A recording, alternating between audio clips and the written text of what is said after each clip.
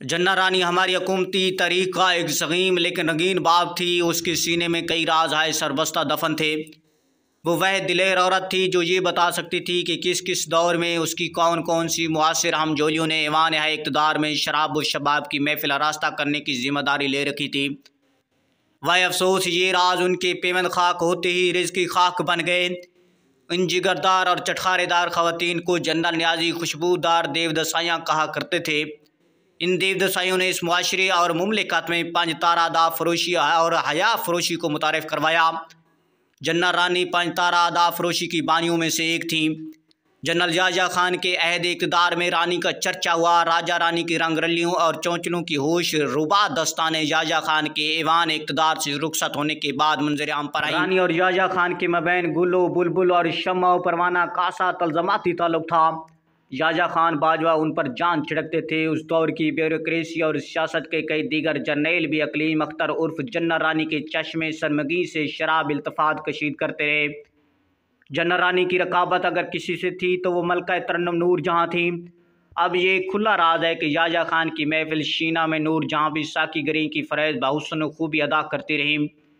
भुट्टो दौर में जन्ना रानी ने अपने डेरे शारा कैद आज़म पर वाक़े इंटरकॉन्टिनेंटल के एक स्वीट में आबाद कर रखे थे।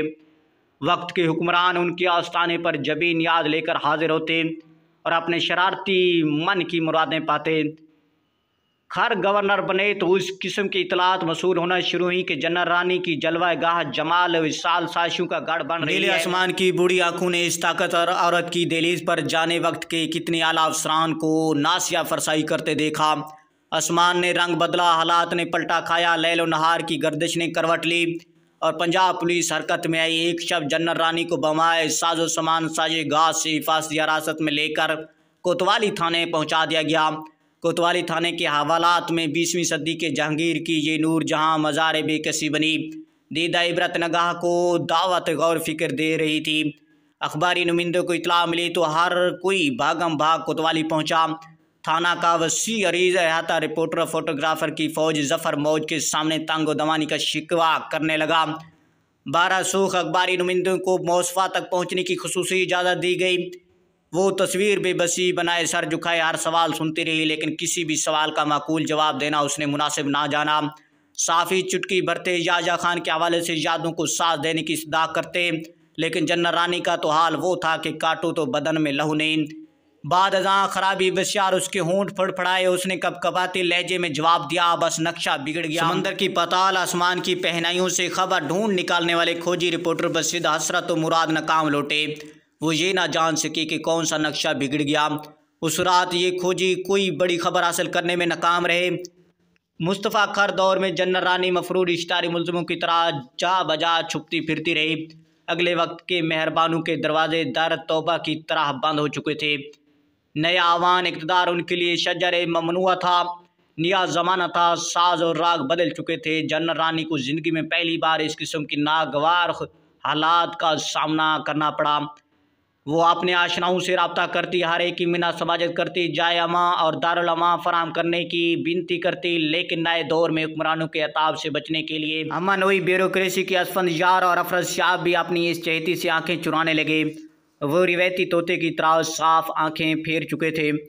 कूचा बे कूचा, कूबा बे कूबा, करिया बे करिया खाक छानने के बाद उसे ये मालूम हुआ कि पूरे पाकिस्तान में अगर कोई एक शख्स उसे पनाह दे सकता है तो वो लाहौर का एक साफ़ी है।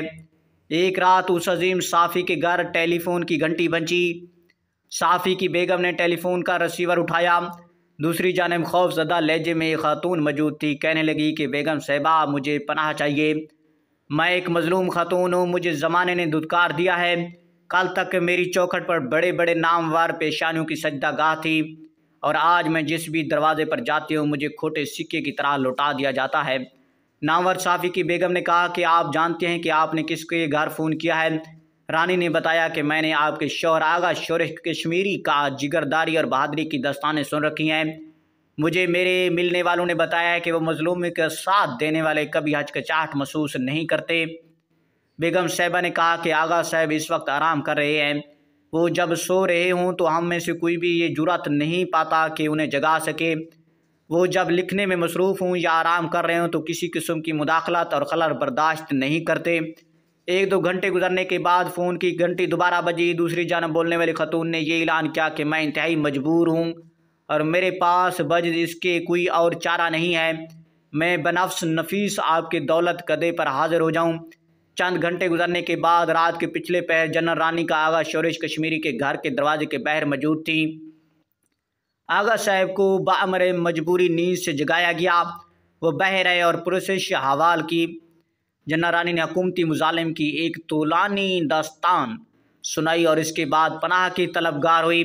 आगा साहब ने कहा कि मैं तुम्हें तादेर अपने यहाँ पनाह नहीं दे सकता। ये सुनना था कि जनरल रानी एक सगीम एल्बम आगा साहब को पेश किया और कहा कि इस एल्बम में पाकिस्तान के सिविल और मिलिट्री ब्यूरोक्रेट्स, सियासतदानों और सरमायादारों की ज़िंदगी के मुखफ़्फ़ी गोशे तस्वीरी ज़बान में हकीकत हाल बयान कर रहे हैं।